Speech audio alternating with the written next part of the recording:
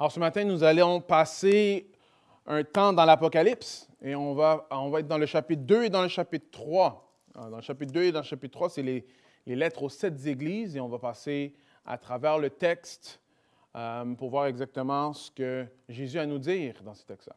Alors, on va commencer par la lecture du texte. Je vais inviter Ézéchiel pour venir nous lire chapitre 2 et 3 de l'Apocalypse.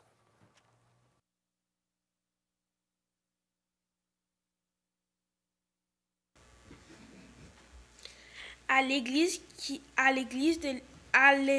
de l'église qui est à Éphèse, écrit, voici ce que dit celui qui tient les 7 étoiles dans sa main droite et qui marche au milieu de 7 chandeliers d'or. Je connais ta conduite, la peine que tu prends et ta persévérance.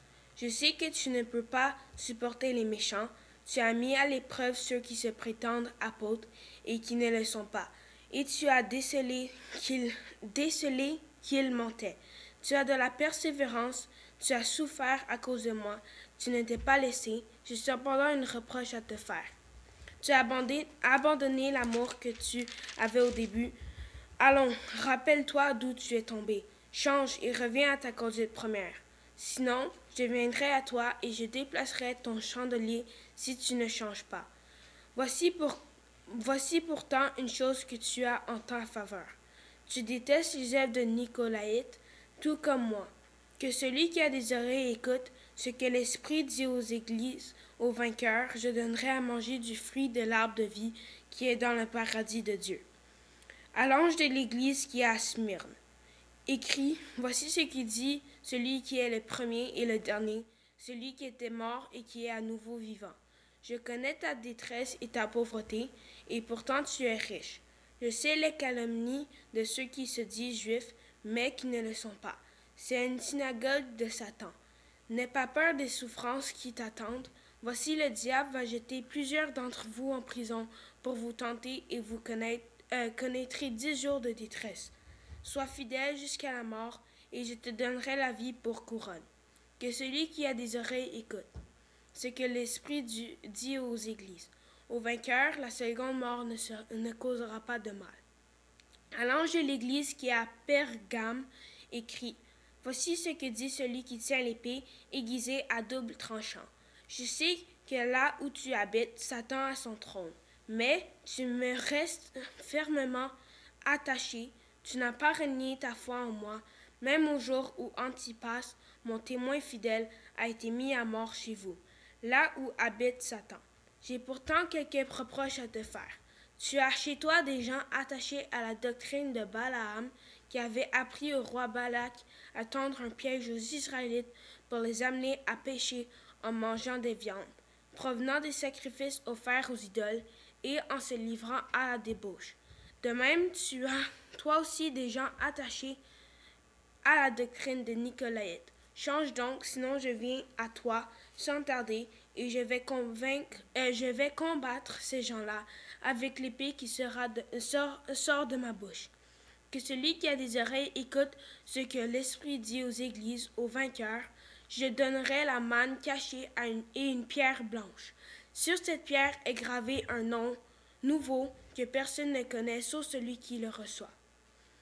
À l'ange de l'église qui est à Thyatire, écrit, voici ce que le Fils de Dieu, dont les yeux sont comme une flamme ardente et les pieds comme du bronze. Je connais tes œuvres, ton amour, ta fidélité, ton service et ta persévérance. Je sais que tes dernières œuvres sont plus nombreuses que les premières. Pourtant, j'ai une reproche à te faire. Tu laisses cette femme, cette Jézabel, qui se dit prophétesse, égarer mes serviteurs en leur enseignant à participer au culte des idoles, en se livrant à la débauche et en mangeant des viandes de sacrifice. Je lui ai laissé du temps pour qu'elle change, mais elle ne veut pas renoncer à son immoralité. Voici, je la jette, elle et ses compagnons de débauche sur un lit de grande détresse, à moins qu'ils changent en renonçant à agir selon son enseignement. Je livrerai ses disciples à la mort, ainsi toutes les églises reconnaîtront que je suis celui qui sonde les pensées et les désirs secrets.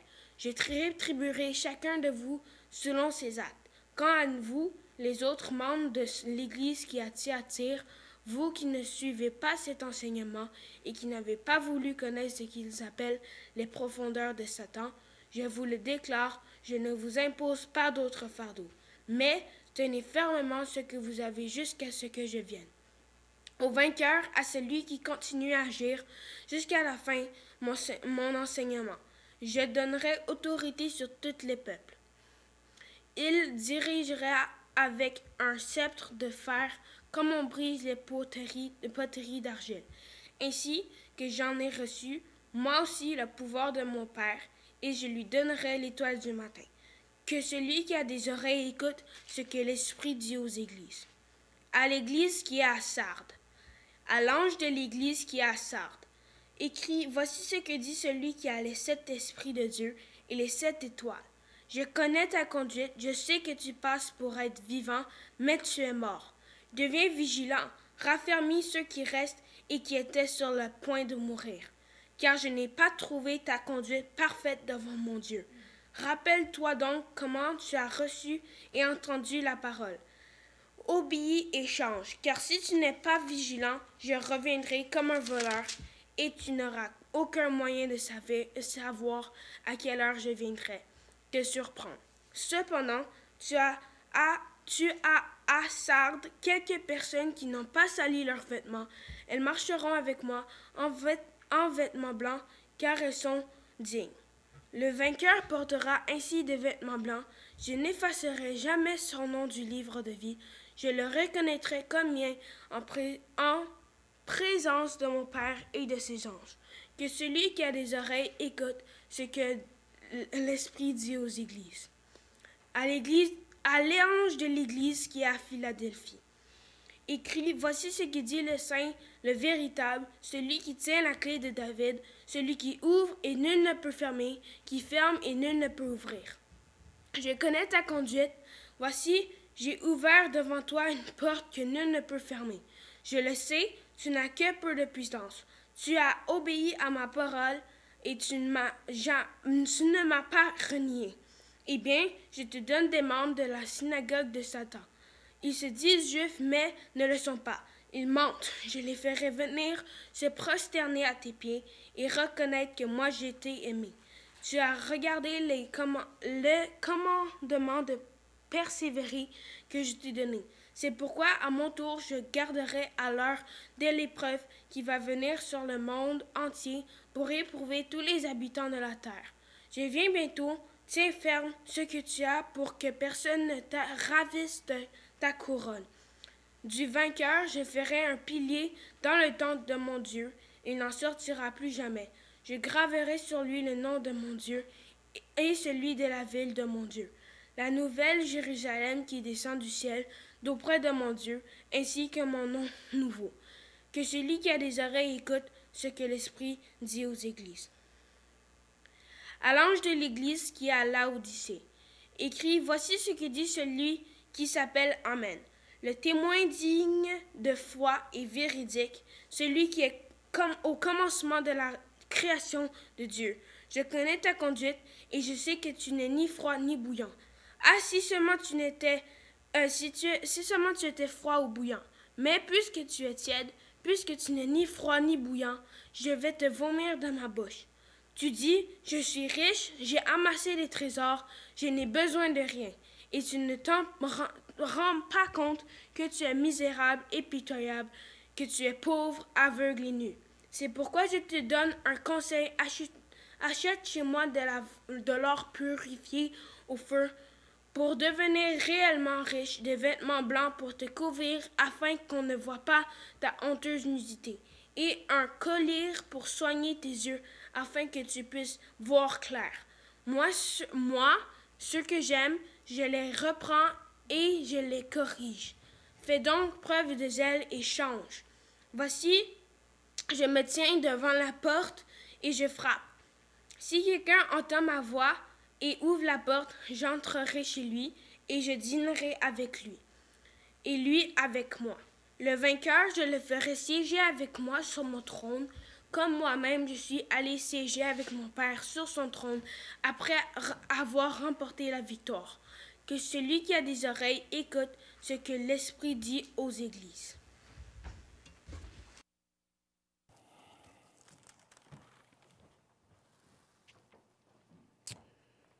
Merci beaucoup, Ézéchiel. C'est la parole de Dieu. Et il y a beaucoup de choses dans les deux chapitres qu'on va passer à travers le plus qu'on peut. S'il faut, je pourrais retourner la semaine prochaine pour terminer cette section-là. Mais on va commencer, on va rentrer dans ces chapitres-là et voir ce que Dieu a à nous dire à travers. Alors prions, afin que le Seigneur puisse nous diriger. Père éternel, merci pour avoir envoyé Jésus. Merci Seigneur que Jésus-Christ, il a pris nos péchés, il a pris mes péchés, les péchés de tous ceux qui ont mis leur confiance en lui. Merci Seigneur que tu ne nous laisses pas mourir dans nos péchés. Mais que Seigneur, tu envoies ton Fils pour chacun d'entre nous. N'importe qui veut mettre sa confiance en lui sera sauvé et goûtera la vie éternelle. Alors ce matin, Seigneur, c'est Jésus qui nous parle directement. Je te prie, Seigneur, que tu puisses, préparer nos cœurs pour entendre ta parole, préparer mes paroles aussi, Seigneur, afin que ce soit tes paroles, pas juste ce que moi je pense. Et que, Seigneur, tu puisses faire une œuvre dans chacune de nos cœurs, dans chacun de nos cœurs, Seigneur, afin qu'on puisse te glorifier et t'adorer davantage, persévérer, ne pas compromettre, ne pas rentrer dans les compromis, mais, Seigneur, persévérer jusqu'à la fin. On puisse être vainqueur, comme ça dit. Je prie ça en ton nom, Jésus. Amen. Alors, qu'est-ce qui se passe après la mort? Ça, c'est vraiment une question qui est vraiment populaire aujourd'hui. Plusieurs se font des idées ou ont une opinion de ce qui se passe après la mort. Et ce qui est intéressant, c'est que le monde le dit avec pas mal d'assurance. Qu'est-ce qui se passe après que Jésus revient? La vie éternelle, mais c'est quoi exactement? Y a-t-il vraiment un enfer? Il y a plusieurs positions aujourd'hui. Alors, certaines positions les plus populaires qu'on entend. Bon, la première aujourd'hui qui prend de plus en plus d'ampleur, non seulement parmi les personnes qu'on parle, mais aussi quand on regarde à la télévision, c'est bon, il n'y a rien qui se passe après la mort. Fini. Une émission que j'ai vue, la fille a expliqué que on va retourner comme on était avant la conception. Rien. Il n'y a rien après la mort. Une autre vision de ce qui se passe après la mort, c'est on devient de l'énergie. Alors, on devient de l'énergie et on va probablement faire partie d'une autre partie de la planète, que ce soit une plante ou que ce soit un animal, peut-être un autre humain. Il y en a qui ont une vision que après la mort, on va avoir plusieurs cadeaux, incluant des vierges. Des fois, je ne comprends pas ce point de vue-là parce que je ne vois pas pour les femmes c'est quoi les cadeaux, mais que quand on arrive au ciel, c'est plein de récompenses qui ressemblent aux récompenses que nous, on aimerait sur la terre, mais on va juste l'avoir dans le ciel.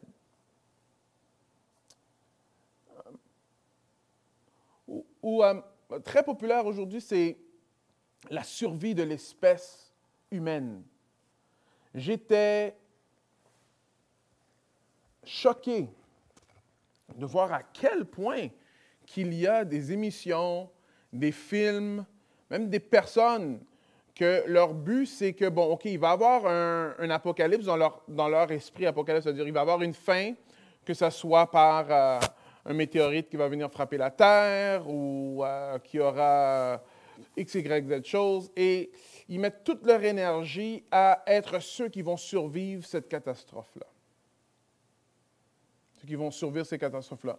On a vu un peu l'image de ça cette semaine, si vous avez suivi les nouvelles, le nouveau rover qu'ils ont déposé sur Mars, afin de trouver la vie, afin de trouver aussi si c'est possible de vivre sur Mars, parce que les chances sont qu'éventuellement, il y aura un météorite qui va frapper la Terre, ça va détruire tout, et on pourra continuer notre espèce sur une autre planète. Il y en a d'autres qui disent qu'il y a des extraterrestres, et ils vont juste retourner, comme ils ont fait pour inaugurer la planète qu'on voit en ce moment. Ils sont venus, ils sont partis, ils vont retourner. Alors, vous voyez, il y a beaucoup de façons de voir qu'est-ce qui se passe après la mort. Il y a peut-être certaines de ces positions-là qui sont en réaction face à ce que l'Église, ou des fois, peut-être pas nécessairement l'Église, mais les images ou les films qui ont été présentés, où est-ce qu'on voit un bébé sur un nuage en train de jouer une harpe. Après, plusieurs ont toujours cette façon de voir que, bon, OK, alors c'est ça l'éternité. Alors si c'est ça l'éternité, ou alors c'est un peu plate, alors ça devrait être quelque chose d'autre. Mais vous voyez, si c'est pour la première fois que vous vous joignez avec nous, vous êtes la bienvenue parmi nous. Et si vous ne connaissez pas vraiment le livre de l'Apocalypse, on va apprendre à le connaître. Mais une chose qu'on va voir dans le livre de l'Apocalypse, spécialement dans les lettres qu'on a lues aujourd'hui, c'est que les 2 chapitres qu'on a lus nous donnent une très bonne idée ou des images qui sont assez pointues de ça a l'air de quoi la vie éternelle. Alors, il y a la vie éternelle quand on met notre confiance en Jésus-Christ. La façon que ça fonctionne, c'est que à cause du péché qui est dans le monde, le péché, à cause qu'on est des pécheurs, on ne peut pas rentrer dans la présence d'un Dieu qui est saint. La Bible nous montre très clairement, saint, saint, saint est le Seigneur. Il n'y a pas de péché. Il n'y a pas de péché dans sa présence. Mais nous, on pêche. Alors, si on pense juste quelques minutes de ce qu'on a fait la semaine passée, ou il y a 2 semaines, ou ce matin, on va voir que nous, on pêche. Et Dieu, lui, il a dit, bon, si tu pêches, bon, le salaire du péché, bon, c'est la mort, voulant dire la mort éternelle. Ça veut dire être complètement séparé de Dieu, complètement séparé de Dieu pour l'éternité. Alors, c'est quoi la solution? Dieu a envoyé son Fils. Jésus-Christ, lui, il est mort sur la croix. Il est mort sur la croix à la place d'un pécheur. À la place d'un pécheur. Lui, il a pris les péchés de toute l'humanité. Et à la place d'un pécheur, ou que ce soit toi, que ce soit moi, il est mort à notre place. Alors, la façon que ça fonctionne, c'est quand on met notre confiance en celui qui est mort pour nous. Alors là, c'est ça que la Bible appelle qu'on est sauvé. Et c'est aussi où est-ce qu'on voit qu'on reçoit la vie éternelle, qui commence ici. Par contre, on sait aussi que Jésus, d'après la Bible, Jésus va retourner. Alors, ça a l'air de quoi quand Jésus retourne? Dans le texte que Ézéchiel vient juste de lire, il y a plusieurs images qu'on a vues, et ces images-là viennent souvent à la fin des lettres aux églises qu'on a lues. Alors, il y a 7 églises. On a Éphèse, Smyrne, Pergame, Thyatire, Sardes, Philadelphie et Laodicée. Et vers la fin de chaque lettre, vous allez voir que Jésus explique un peu c'est quoi la vie éternelle. C'est quoi la vie éternelle? Alors, si on va dans Éphèse, ça veut dire dans le chapitre 2, vous pouvez suivre avec moi si vous avez votre Bible. Sinon, vous pouvez aller la prendre en ce moment parce qu'on va être dans le texte. C'est important de voir. Alors, regardez, vous pouvez voir dans le chapitre 2, verset 7, ça nous donne une image. « Au vainqueur, je donnerai à manger du fruit de l'arbre de vie qui est dans le paradis de Dieu. » Dans le paradis de Dieu. La vie éternelle, ça va être manger de l'arbre de vie. On va être avec Dieu pour l'éternité. Ceux qui se posent la question si la parole de Dieu parle de l'enfer. Mais on peut aller voir dans dans d'autres lettres qui vont dire clairement qu'il y a la deuxième mort, right? Et que ceux qui font confiance à Dieu, la deuxième mort ne vont pas les toucher. C'est quoi la première mort? La première mort, c'est quand on meurt physiquement. La deuxième mort, c'est le contraire de la vie éternelle. C'est la mort éternelle. Et la mort éternelle fait référence à l'enfer. À l'enfer, oui. Un autre verset va parler de la manne qui est cachée, voulant dire que Jean nous a déjà présenté dans son évangile que Jésus-Christ est le pain de vie. Et on va manger de cette manne-là pour l'éternité. On voit que Dieu, lui, pourvoit pour son peuple. Il pourvoit pour son peuple, pour l'éternité. On va être avec lui en tout temps. Il y a une référence à une pierre blanche qui signifie d'être acquitté par un jury. On va dire qu'à cause que Jésus-Christ est mort pour nous sur la croix, alors là, notre peine est acquittée. On n'est plus coupable parce que lui a été appelé coupable à notre place. On aura autorité sur les nations. On aura le pardon de nos péchés. On sera habillé en blanc. L'image que habillé en blanc, c'est une robe blanche que Dieu nous donne, même si on sait que notre robe devrait probablement être tachée. Ça me fait penser à une blague, pas une blague, mais peut-être, c'était une petite blague qui a été dite, qui pose la question, mais pourquoi une mariée se met en blanc aujourd'hui? Parce que dans le temps, être mis en blanc, c'est parce qu'on s'était gardé pur pour notre époux. Aujourd'hui, c'est plus pour le show, la robe blanche. Mais vous voyez, chacun d'entre nous, si on connaît notre vie moindrement, on sait que notre vie est loin d'être blanc. Mais à cause de ce que Jésus-Christ a fait sur la croix, Dieu va nous donner une robe blanche, sans tache.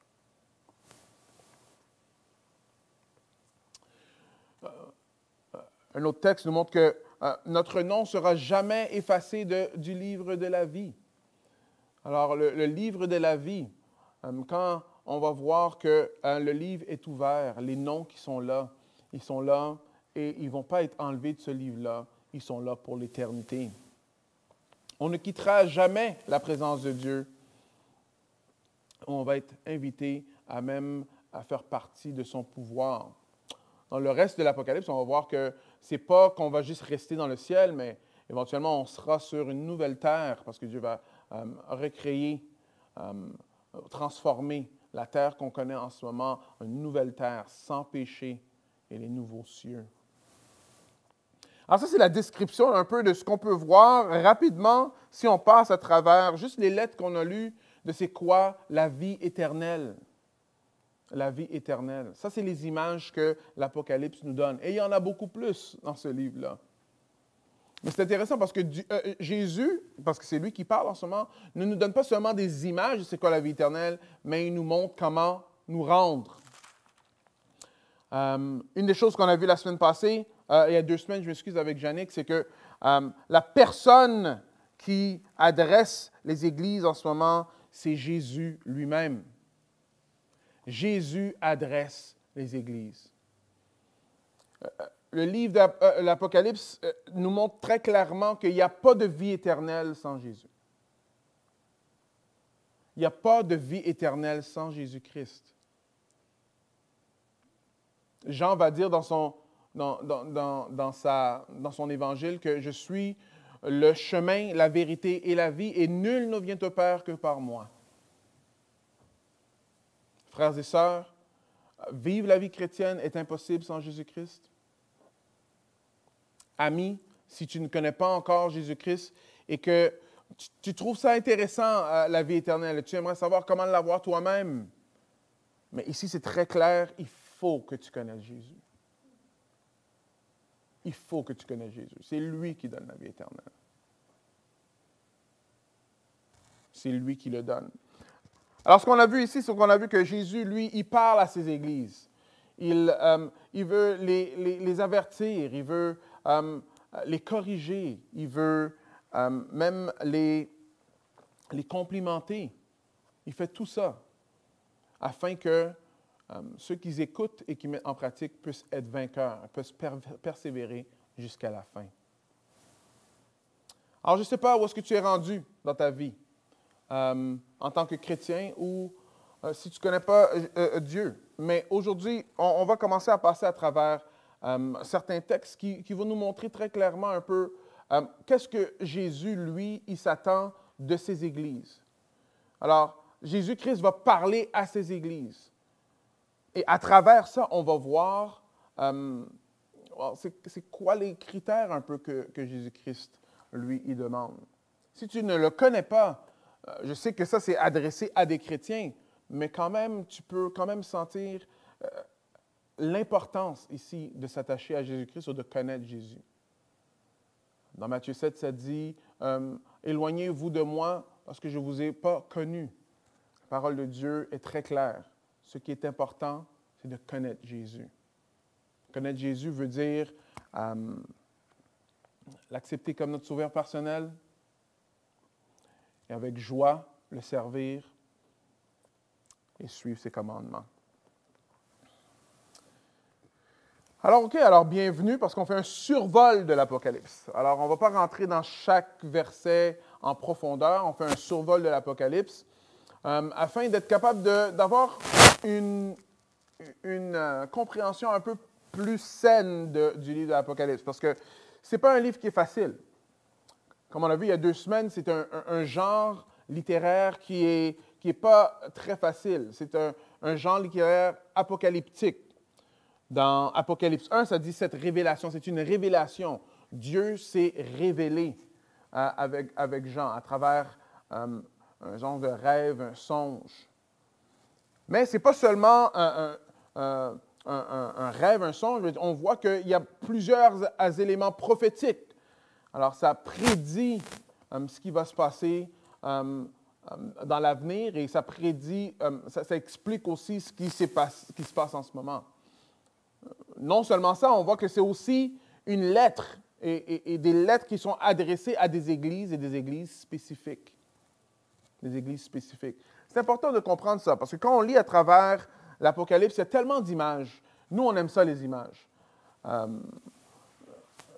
La preuve, c'est qu'on regarde l'Internet tout le temps. On est tellement bombardé d'images. Alors, parce qu'il y a plein d'images dans le livre d'Apocalypse, des fois, une erreur qu'on peut faire, c'est qu'on va juste interpréter les images comme nous, on veut. Sauf que dans le livre lui-même, il y a des interprétations des images. Et plusieurs des images qui sont dans le livre d'Apocalypse sont interprétées dans l'Ancien Testament. Dans l'Ancien Testament. Alors, c'est important de prendre ce qui est écrit vraiment comme c'est présenté. Et oui, il y a beaucoup d'images qui sont un peu plus difficiles à expliquer, mais dans le gros, comme Jannick a expliqué, ça montre que Jésus-Christ est roi, que Jésus-Christ est vainqueur, que oui, il y aura des temps de persécution, mais la fin vient et Jésus gagne. Jésus gagne. Alors, j'ai pris un schéma que j'ai trouvé intéressant par Tim Mackie, qui est auteur de Bible Project, qui montre un peu comment que le livre est séparé. Okay? Alors, on a vu le prologue, qui est le premier chapitre, où est-ce qu'on rencontre c'est qui écrit, qui est Jean. On rencontre c'est qui parle à Jean, qui est Jésus, et qui amène Jean, dans le fond, voir cette vision afin que tous les croyants, bon, non seulement ceux qui sont dans le livre, mais aussi les croyants de tous les temps, puissent un peu comprendre comment que la fin des temps se passe. Alors, vous voyez, le premier carré est séparé en 2. La première section, c'est le chapitre 1 qui est le prologue. Aujourd'hui, on va voir aussi la section des 7 églises. Les 7 églises. Il y en a qui l'ont déjà lu comme ça. Quand ils regardent les églises, ils disent « Ah, OK, ces 7 églises-là, ça représente 7 genres d'églises. » Ce n'est pas tout à fait ça. Alors, ce n'est pas que, bon, OK, quand on lit ça, ah, bon, OK, ah, voilà. Alors ça, nous, on est l'église numéro 1, on est l'église d'Éphèse. Ou bien, non, nous, on est l'église de Philadelphie ou l'église de Smyrne. on va choisir nos églises parce que d'après la façon que Jésus parle aux églises, on peut voir qu'il y a certaines réprimandes qui pourraient s'appliquer à nous. Mais ce n'est pas ça l'idée qu'on voit dans l'Apocalypse. On voit vraiment que ça, c'est 7 églises qui existaient et Jean a écrit à ces 7 églises-là. C'est une lettre qui est circulaire. Alors, cette lettre-là est allée d'église en église en église. Et c'est comme ça que les églises, ils ont lu. On voit que c'est pour des églises spécifiques, mais on voit aussi que c'est adressé aux églises en général.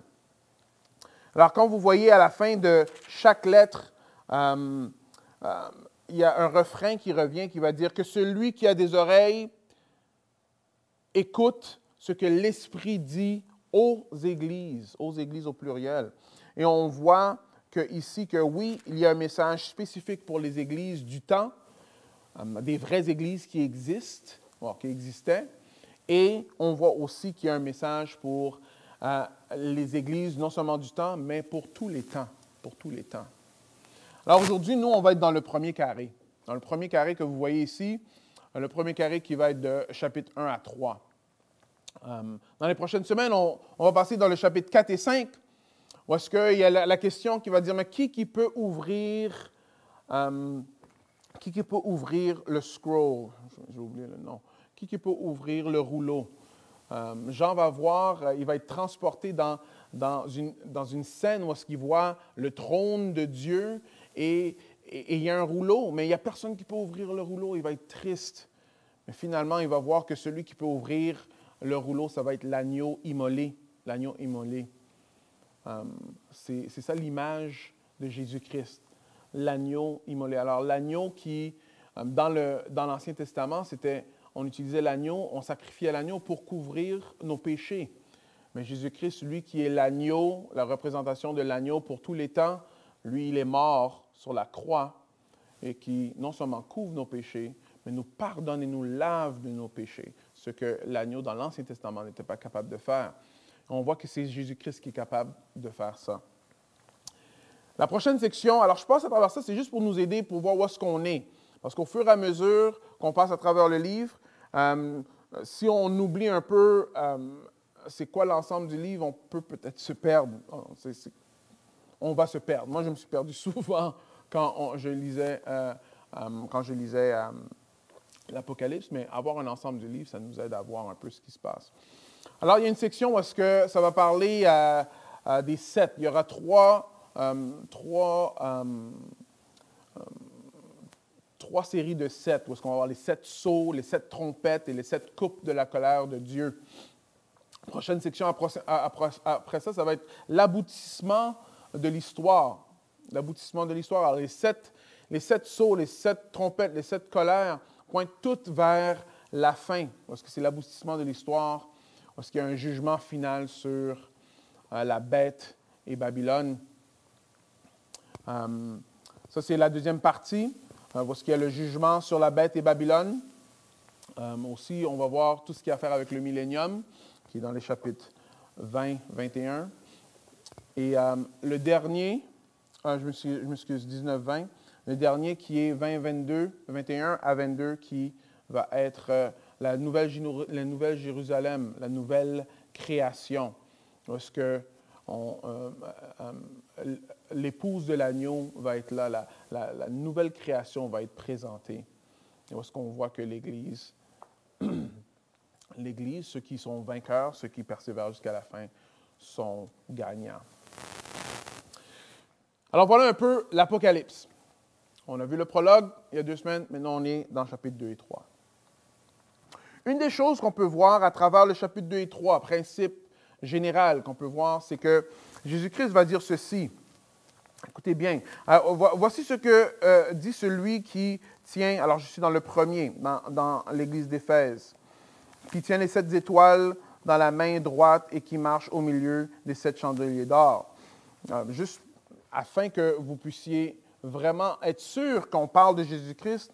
Alors ça, tous les débuts de chaque lettre sont représentés dans le chapitre 1, qui explique qui Jésus est. Alors là, on voit que c'est Jésus, ça explique qui Jésus est. À chaque fois qu'il y a une lettre, vous allez voir que Jean reprend un titre qui est donné dans le chapitre précédent. Mais ce que je voulais que vous voyiez, c'est que dans le verset 2 du chapitre 2, ça dit « Je connais ta conduite. » Je connais ta conduite. Et à travers toutes les lettres, on va voir que Jésus-Christ, lui, il connaît son Église. Il connaît son Église. Jésus connaît l'Église mieux que on se connaît nous-mêmes. Alors ici, Jésus savait exactement ce qui se passait à Éphèse. Il savait ce qui se passait à Philadelphie. Il savait ce qui se passait à Smyrne et toutes les autres. Jésus connaît son Église. Alors, il y a quelque chose de très réconfortant et aussi qui nous met au défi quand on pense au fait que Jésus-Christ connaît son Église. Alors, vous savez, frères et sœurs, Jésus-Christ connaît l'Église de Repentigny. Il sait exactement ce qui se passe. Il sait ce qu'on fait qui le glorifie. Il sait aussi les compromis qu'on a ici. Il sait aussi les choses qu'on fait carrément qui sont contre sa volonté. Jésus, il connaît son Église. Il connaît son Église. Alors, dans l'Église d'Éphèse, on voit que Jésus-Christ, lui, il explique très clairement certaines choses. Il va leur expliquer ce qu'ils font bien, ce qu'ils font mal et comment persévérer jusqu'à la fin. Une autre chose qui est très claire, c'est qu'on voit que Jésus-Christ aime son Église. Mais il ne mange pas ses mots. Hein? Il ne mange pas ses mots. Si on va dans l'Église de Sardes, on va voir qu'il va dire « Obéis et change, repens-toi ». Il n'a pas peur de reprendre son Église non plus. De reprendre son Église non plus. Alors, quand vous lisez les chapitres 2 et 3, gardez ces deux catégories-là en tête, que Jésus connaît son Église et il aime son Église. Alors, tout ce qui a été écrit, ce n'est pas juste pour prononcer du jugement, mais c'est afin que son Église puisse persévérer jusqu'à la fin et ne pas tomber dans le compromis. Ne pas tomber dans le compromis. Alors, le pattern que j'aimerais qu'on voit aujourd'hui, et on va passer à travers quelques églises et je terminerai la semaine prochaine. Je vois le temps qui avance. On va voir que Jésus-Christ, lui, félicite son Église. OK? Il reprend son Église. Il donne des commandements à son Église. Il avertit son Église. Et il récompense son Église. Alors, dans chacune des lettres, c'est un peu le pattern qu'on voit. Même si certains éléments, des fois, ne sont pas là, comme quand il reprend son Église, on va voir qu'il y a deux des églises qu'il ne les reprend pas. Par contre, ça montre juste clairement comment que les églises, eux, ils doivent suivre Dieu. Et c'est des bons exemples. On va voir que certaines églises se font reprendre, mais pas mal sévèrement. Et il y en a d'autres que c'est un peu moins sévère. Et on va voir qu'il y en a certains qui ne sont pas repris. Alors, gardez ça dans votre esprit aussi. Quand vous lisez à travers le chapitre 2 et 3, que Jésus-Christ va féliciter, va reprendre, va donner des commandements, va avertir et va récompenser. Alors, passons dans juste l'Église d'Éphèse. Alors, on voit, je connais ta conduite, la peine que tu prends et ta persévérance. Je sais que tu ne peux pas supporter les méchants. Tu as mis à l'épreuve ceux qui se prétendent apôtres et qui ne le sont pas. Tu as décelé qu'ils mentaient. Tu as de la persévérance. Tu as souffert à cause de moi et tu ne m'as pas lassé. Ça, c'est très intéressant. Vous voyez un peu la conduite que Jésus-Christ est en train de décrire ici, qu'il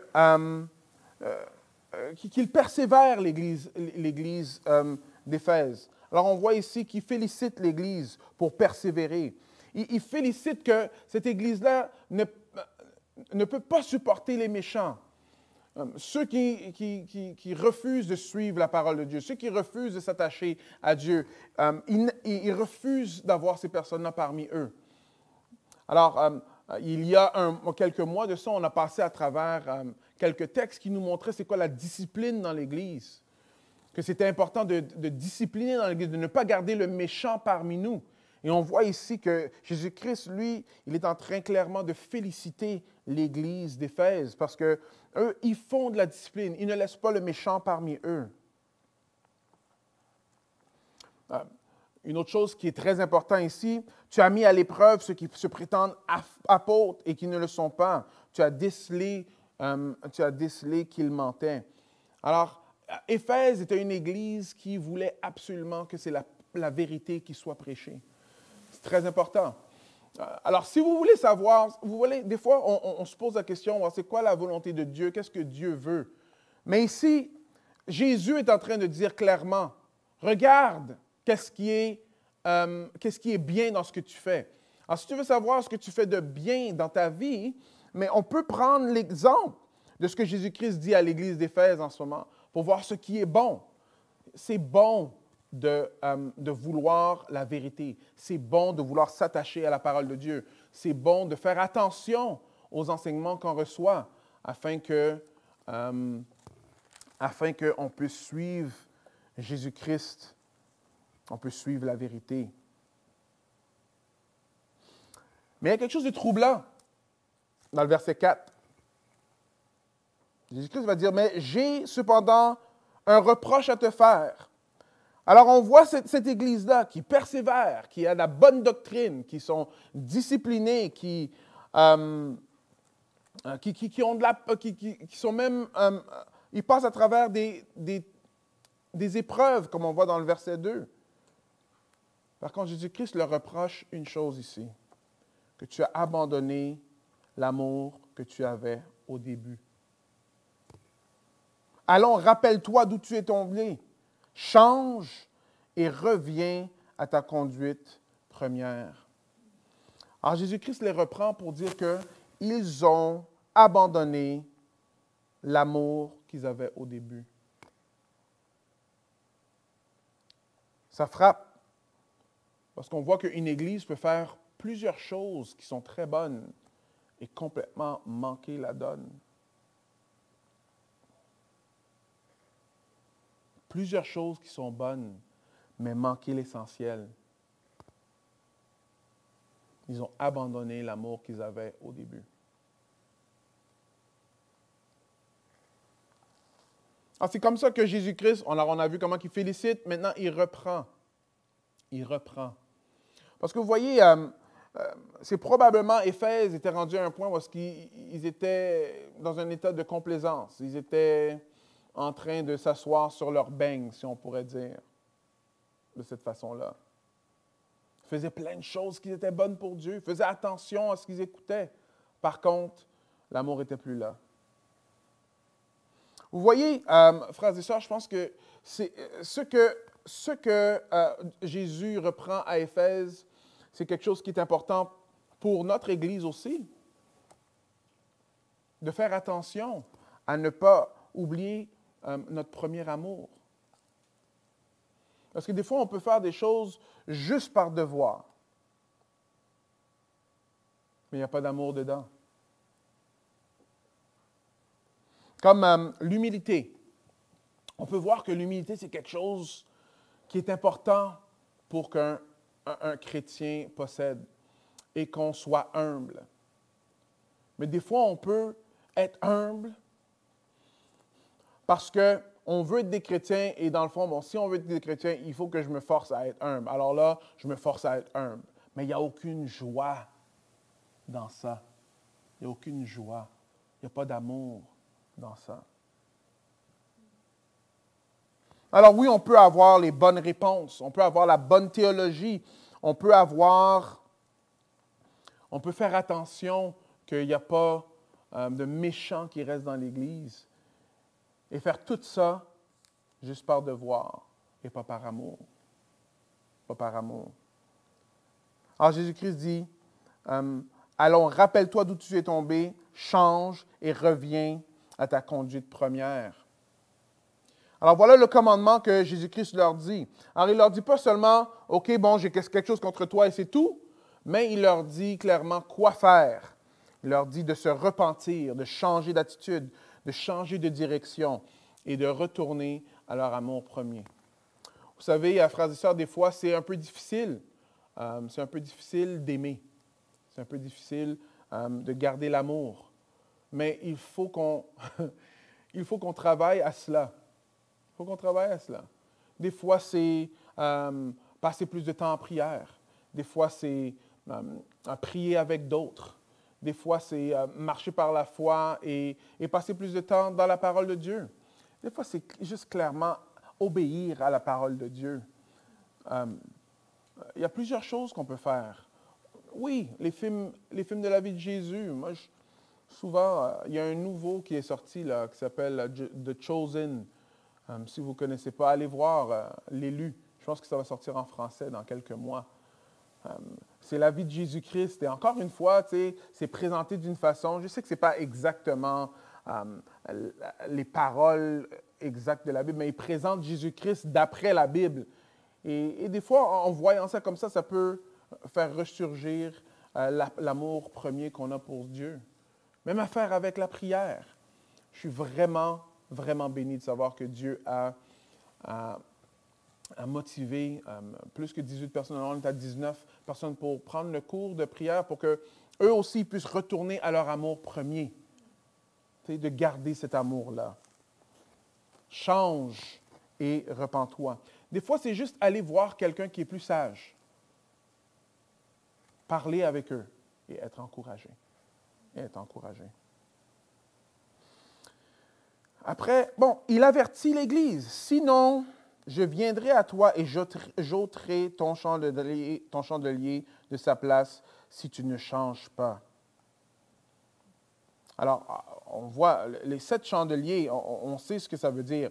Alors, les chandeliers veulent dire les 7 églises.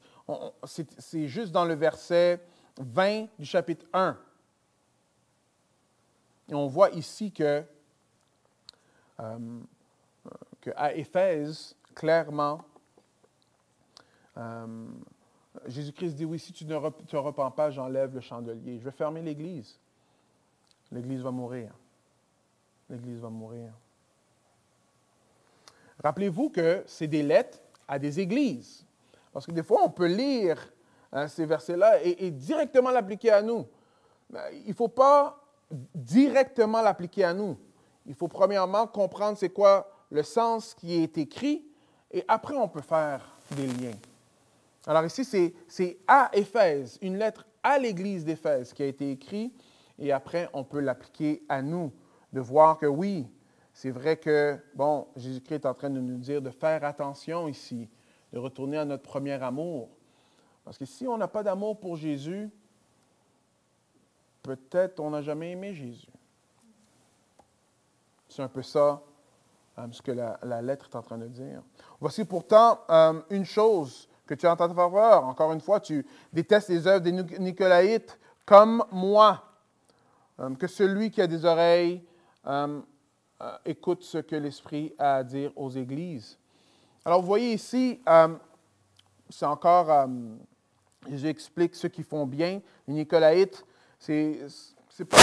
on n'a pas exactement ce que les Nicolaïtes étaient en train d'enseigner ou les œuvres des Nicolaïtes, mais ce qu'on sait, c'est que ces œuvres-là, parce que les Nicolaïtes sont mentionnés dans d'autres églises aussi, amènent emmène vers le compromis. Alors, c'est plus la vérité. On commence à faire un peu comme le monde. On va voir dans d'autres églises, dans les prochaines semaines, qu'il y en a que, clairement, c'était manger des viandes sacrifiées aux idoles, faire des choses qui ne sont pas dans leur conviction, ne pas suivre ce que Dieu est en train de dire et juste commencer à compromettre. Pourquoi? Parce que, dans le fond, c'est ça que le monde font dans notre société d'aujourd'hui, alors on va compromettre aussi.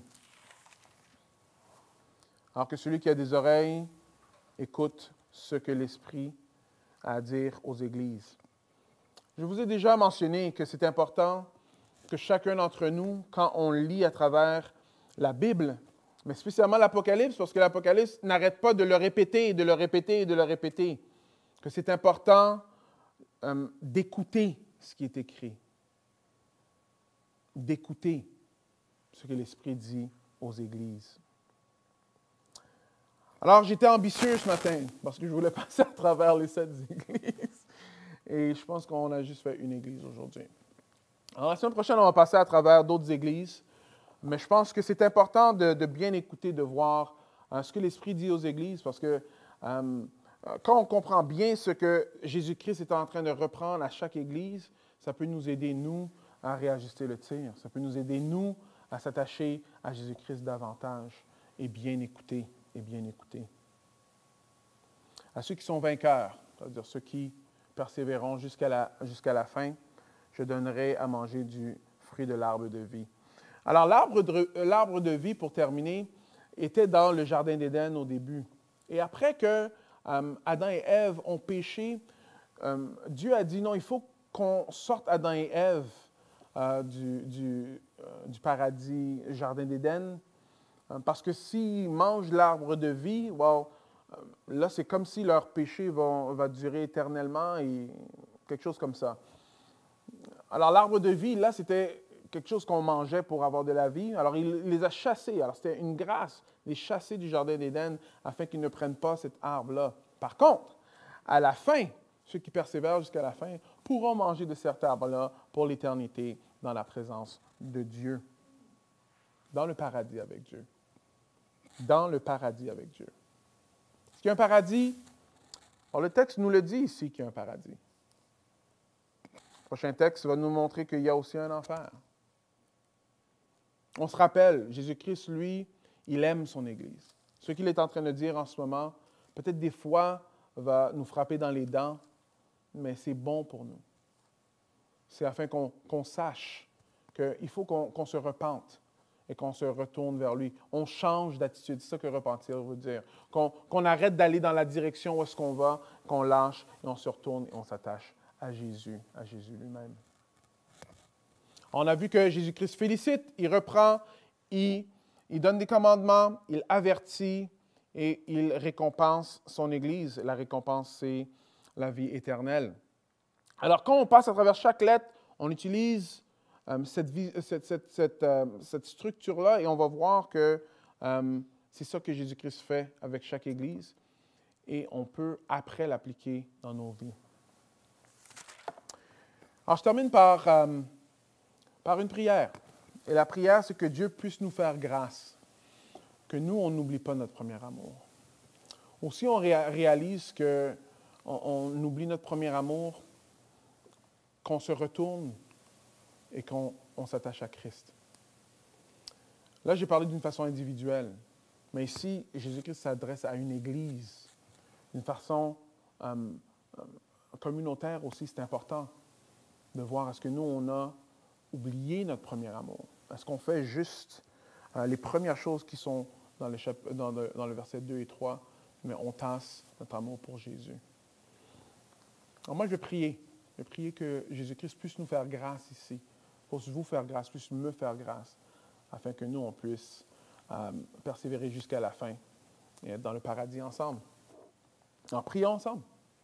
Prions ensemble. Seigneur, merci pour cette lettre que tu as écrite à l'Église d'Éphèse. Seigneur, on a une lettre aux Éphésiens. On voit même dans le livre des Actes comment que l'Église d'Éphèse a pris forme, Seigneur. On voit toutes les grandes choses que tu as faites à travers cette Église-là.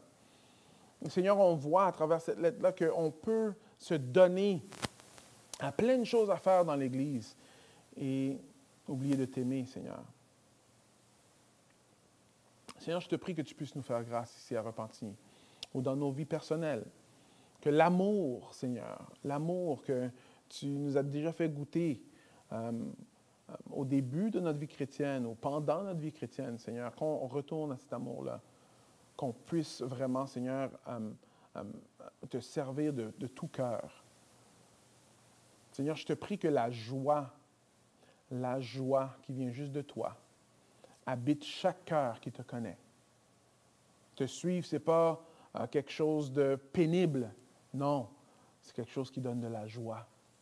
Et que, Seigneur, on puisse avoir l'amour pour toi. Je prie ça en ton nom, Jésus. Amen. On va terminer par un dernier chant. Et après, je vais prier pour qu'on puisse se voir la semaine prochaine.